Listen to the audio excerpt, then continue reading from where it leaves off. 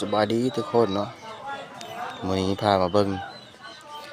การปั้นหม้อรอไหของปลาช่อนเนาะดีเฮ็ดจากดินเหนียวและดินดะบ้านเฮาเนาะต่ำแล้วก็มาบดเนาะผลิตเป็นไหที่เพิ่นปั้นแล้วนั่นมีโคกมีไหมีโถดอกไม้ก็มีตัวนี้เพิ่นปั้นยังบ่ได้หลายเพิ่นหาก็ลงมือเนาะบางอันเพิ่นก็ได้ไปเผาแล้ว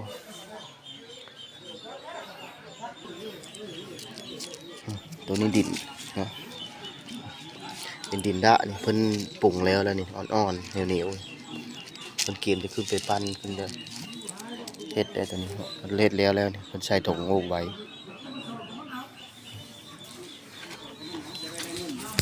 อันนี้เป็นโอ่งเพิ่นได้นี่นะโอ่งเพิ่นผลิตขึ้นมานี่เครื่องมือเพิ่นปั้นมือโอ่งหลายนิดนึงสองนี่เด็กทุกคนเห็นบ่สิพามาเบิ่งเห็นบ่นี่เพิ่นกำลังปั้นยังบ่ได้ไปเผาตัวนี้มีทุกประเภทเลยเด้อ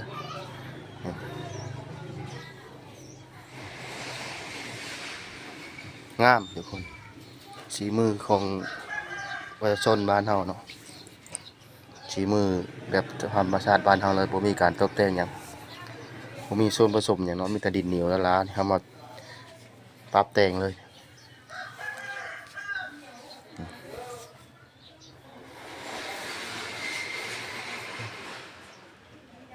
ตัวนี้เพิ่นปั้นแล้วเนาะ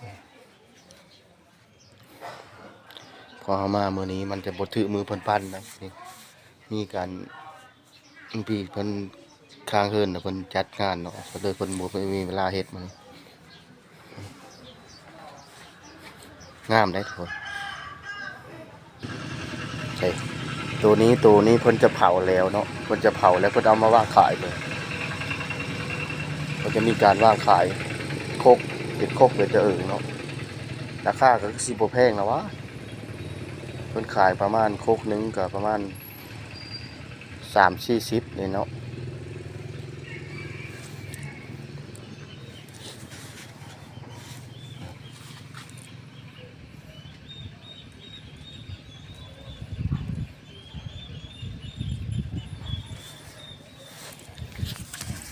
งามนี่ต่ำบ่มีแตะนี่ตัวนี้เป็นโถดอกไม้เบอร์ไหเหล้าก็ได้นี่โคกง่ายนี่จะเป็นไหลายตกแต่ง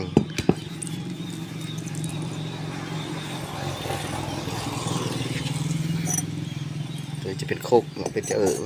ตำแก้วเนาะของแท้ดิดังก็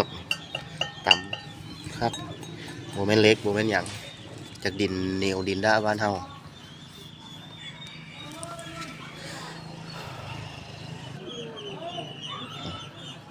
เพิ่นจะว่างไว้อ้อมเฮิดเลยไปทางใดก็มีของเฮิดประเทศ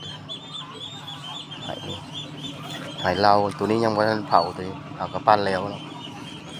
แห้งเข้ามานะ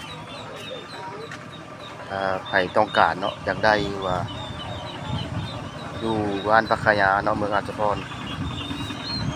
เพิ่นจะผลิตหลายเป็นร้อยที่ได้รุ่นใดมาเลาะเบิ่งตามช่างเลยเด้อ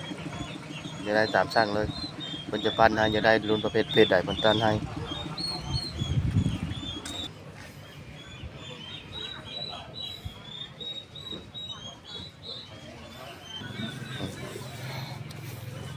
โอ่งปั้นเด้อเผินเครื่องมือเผินตัวนี้โอ้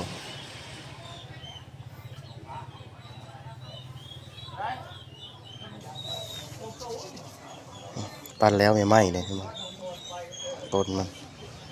งามเป็นโถดอกไม้ตัวนี้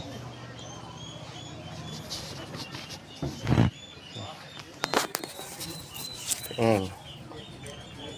ห้งเข้ามาแห้งใหญ่เลย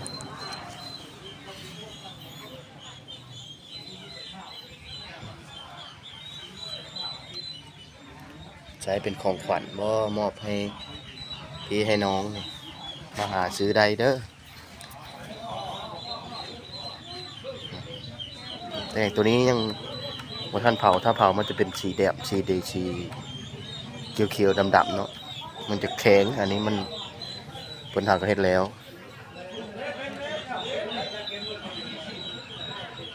มามื้อนี้บ่พบช้างเพิ่นเนาะมื้อหน้าสิพามาเบิ่งตอนเพิ่นผลิต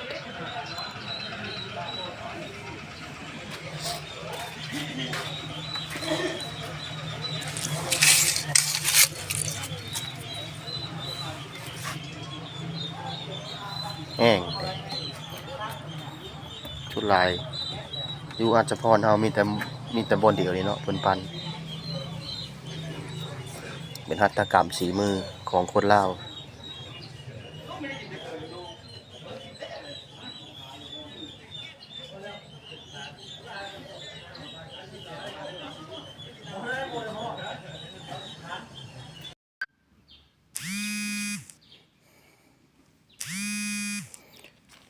สบายดีทุกคนเนาะวันนี้พามาเบิ่งเต่าไหเนาะเต่าไหเต่าเผาไหเผาไหเผาโคกเต่านี้เพิ่นกำลังขุดไม้ตรงนี้กำลังเฮ็ดไม้ขุดแล้วก็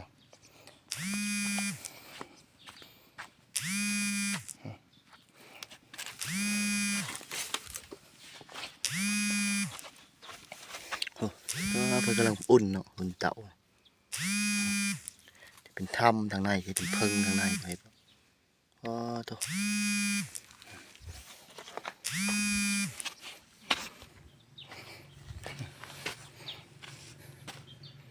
ความยาวเนาะทุกคนแต่ว่าบอนเผาเนี่ยหาเปลวมันเนาะตอนเปลวมัน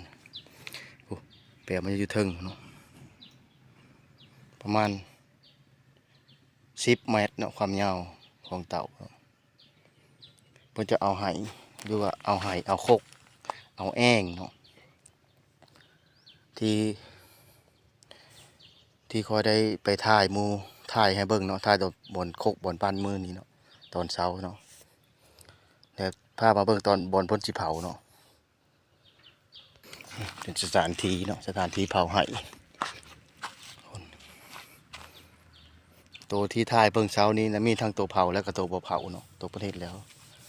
หลังจากประเทศแล้วเพิ่นก็จะมาเผาตอนสถานที่อยู่นี่เนาะนี่เป็นกองไม้เนาะกองไม้ที่เพิ่นกำลังเพิ่นตัดมาเก็บเข้าเผาเนาะนี่เป็นกองไม้ไม้เก่าไม้ตายไม้นั่นเนาะเข้าเผาอยู่เตานี้เนาะตัวนี้เป็นเตาที่เพิ่นเคยเผามาแต่ก้อนเลยเนาะตัวนี้มันเป็นหลายปีเลยมันเจิดมันนะเนาะเพิ่นแล้วเพิ่นจะเลยตั้งเสาไม้พุดเตาไม้นะคือเตาตัวนี้กำลังเฮ็ดไม้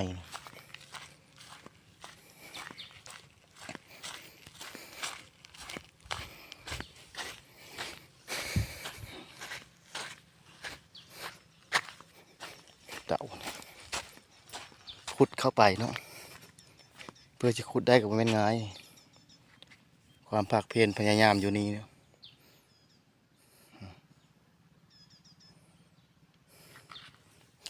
เป็น